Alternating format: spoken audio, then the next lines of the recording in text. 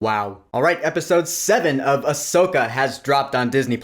And so, as per usual every week, I shall talk about it with spoilers. That is a spoiler warning. If you have not yet watched the penultimate episode of Ahsoka and are planning on it, I don't recommend watching this video in particular because I will be talking about what happens in this episode. If you have watched it or you don't care, then you're good. Keep on watching. And so, yep, another great episode in the great series that is Ahsoka. And so, we start this episode off with what happens to Hera, which is good. You know, that was a loose thread that needed to be tied up. And so we see her at the council on Coruscant with Mon Mothma and that Xiono dick who I'll get to in a second. Hera's pretty much on trial for disobeying that direct order a few weeks ago. We remember that Carson Teva said that she was being covered by Senator Organa, and it turns out that was pretty true. Because who should come to Hera's aid but C-3PO human-cyborg relations in a very charming cameo. Of course, Anthony Daniels coming back to play him. I love that. I mean, of course, of all the original trilogy characters that they could bring back, Golden Boy here makes the most sense, and he's here on Leia's behalf. So yeah, it can be considered fan service to have C-3PO come in, but at least it makes sense for the story, and let's face it, that's a lot better than some CG recreation of Leia that they could have done. So there that is. And yeah, okay, that Xiono asshole, can we just all agree that he is Hydra? He's gotta be working for the Empire, right? Yeah, I'm pretty convinced. But yeah, point is, Hera's ass is saved. She's still on board with the New Republic. Cool.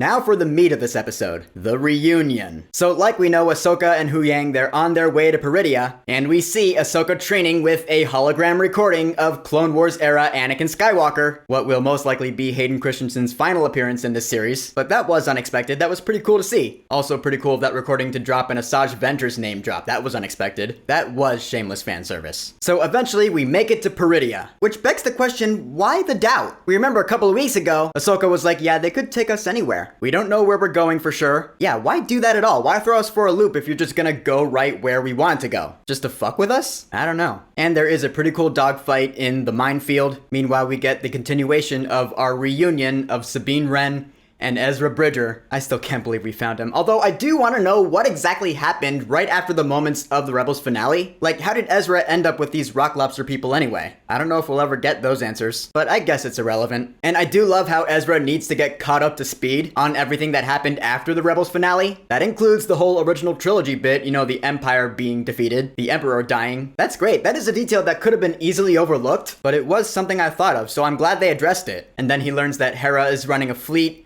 and Zeb is training New Republic recruits. We didn't know that, but I am glad Zeb got a name drop. And again, I am hoping to see them all reunite in next week's finale. Cause that would be the true Star Wars Rebels finale, as my friend put it. Yeah, when you think of it like that, that would be awesome to see. Here's hoping. And then something pretty extraordinary happens. We get the first time that we really see that Sabine is starting to become more Force skilled. Cause Ahsoka's reaching out to her, you know, as she's trying to find her, and Sabine hears her. Yeah, straight up she hears her. I was like, holy shit, it's happening. I mean, yeah, sure, there was that one moment a little while back when the two of them were trained together where she did know where Ahsoka was, like behind her. But this is really the first time where I was like, okay, yeah, she is getting in tune with the Force. See, Huyang? Sabine is not a hopeless case after all. Eat your words. Of course, the baddies obviously end up chasing after Ezra and Sabine. There's a big old chase sequence, and they do end up fighting. Although what happens here, I found interesting, if not slightly confusing. Because Sabine's like, all right, Ezra, here's your lightsaber, let's get to work. And Ezra's like, nah, that's okay, you keep it, I gave it to you. I was like, what? Come on, I want to see Ezra kick some ass with his lightsaber, you know, Star Wars Rebels style and shit. Show us that Kanan Jarrus training. But nah, Ezra's like, the Force is my ally, that's all I need. I was like, what, are you some sort of weapons pacifist now or something? Obviously he's not a pacifist because he does fight. And actually he does hold his own pretty well without any weapons. Just hand to hand against these bandits, and even against Shin Hati. There's this awesome moment where he uses the Force on Shin's lightsaber, and we see the effects on the lightsaber, it looked really cool. That was awesome. But still, I just couldn't help but wonder why. What's with the hesitance to use a weapon, Ezra? I get that you might be rusty after a while, but I'm sure even you, rusty, would be better than Sabine at the level she is now. I'm just saying. I don't know for sure though. And so eventually all these stormtroopers come. I do want to say that stormtrooper armor with the Night Sister getup, it looks pretty cool. Not necessarily Enoch, I still think Enoch looks a little weird, but just that general stormtrooper armor with the red stripes, yeah, I like that design. I wouldn't mind getting me an action figure of one of those. But anyway, the stormtroopers surround Sabine and Ezra, and they're about to open fire when all of a sudden they are attacked upon by Ahsoka to the rescue. Alright, she finally made it. And I love this. Shin tries to attack her and Ahsoka's pretty much like, bitch please. Yeah, pretty sure that Ahsoka could take Shin down if she wanted to, no problem. Although what she chooses to do instead makes for a much better moment. Cause she extends her hand, she's like, surrender your weapon.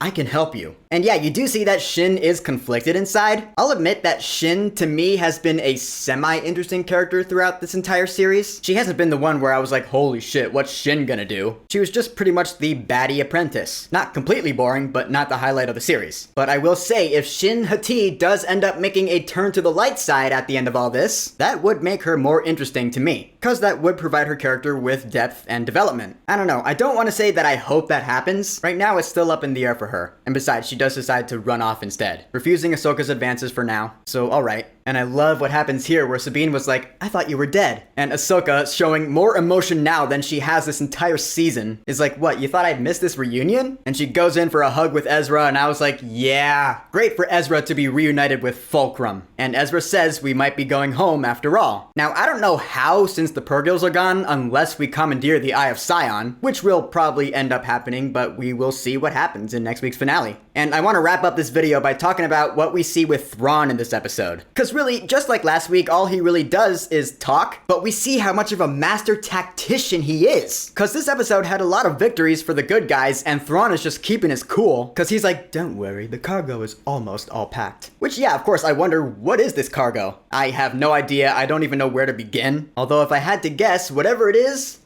it's probably not good. I think that's a pretty safe bet. As my friend put it, Thrawn is really up there playing chess while the gang's playing checkers. That pretty much sums it up. And I really, really hope they don't kill him off in next week's finale. I'd love for him to be the main baddie in Dave Filoni's upcoming conclusive movie. That's probably what's gonna happen. But of course, we never know for sure until it does happen. So we shall see. Until then, Ahsoka, Part 7, Dreams and Madness. Have you watched it yet? What are your thoughts on it? And what are your thoughts and predictions for next week's finale? Whatever you think, go ahead and leave a comment.